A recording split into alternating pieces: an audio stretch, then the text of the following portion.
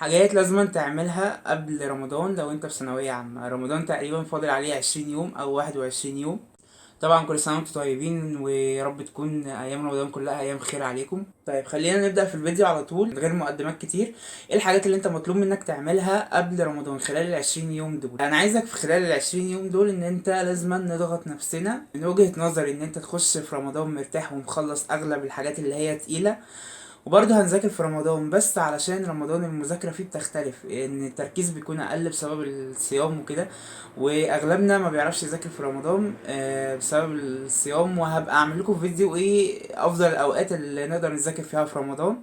بس خلينا دلوقتي في ال20 يوم اللي هم قبل رمضان، ايه المطلوب مننا نعمل فيهم ايه بالظبط؟ اولا ال20 يوم دول المفروض ان انت تركز فيهم على الحاجات اللي هي تقيلة شوية. يعني مثلا الحاجات اللي هي ايه محتاجة تركيز اكتر. يعني مثلا الحاجات اللي هتاخد مساحة كبيرة من تركيزك، فحاول تعمل عليها ايه كده زي ان انت تعمل عليها زوم اكتر الايام دي، تخلصها قبل رمضان. لان مثلا لو هيخش عليك رمضان وانت مش مخلص فيه حاجات كتير، فهتتعب. لان موضوع ان الواحد ينظم وقته ويلتزم في المذاكرة في رمضان ده صعب. يعني انا كنت بعد الفطار على طول كنت بنام، بتقلب على السرير، الواحد جسمه بيتقل. كمان في الصيام من اول ما بيجي الظهر الواحد بيبقى حاسس ان دماغه خلاص فصلت من الحر والعطش. فاول حاجه ان احنا نعمل زوم على الحاجات اللي هي ايه تقيلة شوية. حتى لو مش هنخلصها كلها في ال20 يوم دول، لأن صعب أكيد كلهم يخلصوا في ال20 يوم اللي قبل رمضان دول. بس على الاقل نبقى خلصنا جزء منها، والجزء التاني ان شاء الله نحاول ان احنا نخلصه في رمضان. يعني مثلا في التاريخ شوف ايه اكتر فصل عامل ازمة معاك، او اكتر فصل تقيل في التاريخ. بالنسبة لي الصراحة انا كنت ايام ثانوية عامة كان ارخم فصل بالنسبة لي كان هو الخامس. ومن اول التالت لحد السادس كان دول بالنسبة لي ارخم فصول. الفصل التاني مهما بيتكلموا عنه ويقولوا ان هو اتقل فصل عشان محمد علي، بس انا كنت شايفه ان هو سهل. فانت بقى هتشوف ايه هي الفصول اللي هي بالنسبة لك تقيلة مثلا في التاريخ وتركز عليها الايام دي.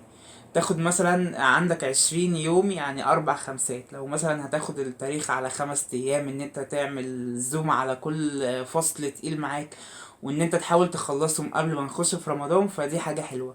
وبرضه الجغرافيا لو تقدر ان انت تركز فيها 5 ايام. عندك الانجليزي والعربي والفرنساوي او الالماني على حسب اللغة التانية بتاعتك ايه، ناخدهم على ال10 ايام التانيين. يبقى مثلا ناخد التاريخ والجغرافيا 5 و5، وال10 ايام التانيين لغات. نركز فيهم على الحاجات المهمة اكتر من الحاجات اللي هي ممكن ايه تتلم، عشان بس ما تجيش في رمضان وتلاقي نفسك تعبان ومش قادر ان انت تخلص كل دوت، وانا هلحق اعمل كل ده ازاي، وتحس بقى ان انت مكسل وترمي المذاكرة خالص طول رمضان، ونقعد بقى نفضل المسلسلات والحلويات والأكل والشرب والبرامج وكل الحاجات دي. فلا، فبجد حاول على قد ما تقدر ان انت تخلص اي حاجة صعبة خلال الكام يوم اللي هم قبل رمضان دول، اللي هم ال20 يوم. معلش عايزكم تضغطوا نفسكم فيهم عشان تبقوا مرتاحين في رمضان وتعرفوا تستمتعوا بيه، وما نحسش ان علينا لود وضغط كبير بسبب المذاكرة في رمضان. عادي عايزين هنتابع مسلسلات، نتابع مسلسلات، مع ان انا مش بشجع اصلا الواحد يتفرج على مسلسلات في رمضان ايام الدراسة. انا اصلا كل سنة لو عايز اتابع مسلسل بستنى رمضان يخلص، وبستنى لما المسلسل ينزل على اليوتيوب وبتفرج عليه على اليوتيوب. عمري اصلا حتى سواء دراسة او من غير دراسة تابعت مسلسل في قلب رمضان. يعني دايما بستنى رمضان يخلص بعدين بتفرج عليه، علشان يبقى نزل كله الحلقات كلها على اليوتيوب. مثلا بقعد اخلصها في 4 ايام ولا 5 ايام كلها، بدل ما اقعد اتابع ال30 حلقة على ال30 يوم. فلو حابين تتابعوا مسلسل واحد في رمضان ماشي تمام، اتفرجوا عليه، بس يكون مسلسل واحد، مش تتفرجوا على المسلسلات كلها.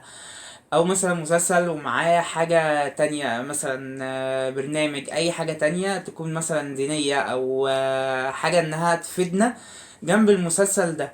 يعني مثلا نتابع اي حاجة على اليوتيوب دينية، اي حاجة تزود من معلوماتنا الدينية، نتفرج على قصص عن الانبياء، نثقف نفسنا شوية في الدين بتاعنا، بجانب ان احنا مثلا نتابع مسلسل او اي حاجة واحدة بس اللي هي ايه نرفع بيها عن نفسنا.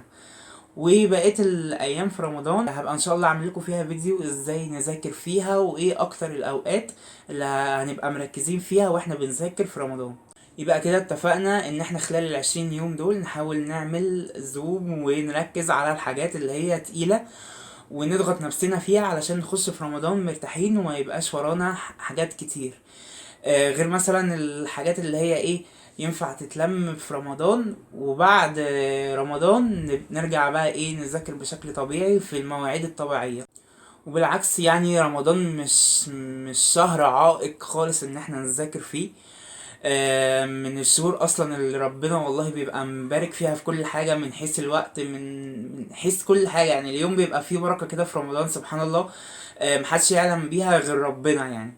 فبس كده، لو سمعتوا الفيديو الاخر حابب اشكركم، وان شاء الله في رمضان هنبقى ننزل ازاي نذاكر في المواعيد الصح. واشوفكم على خير في فيديو جديد.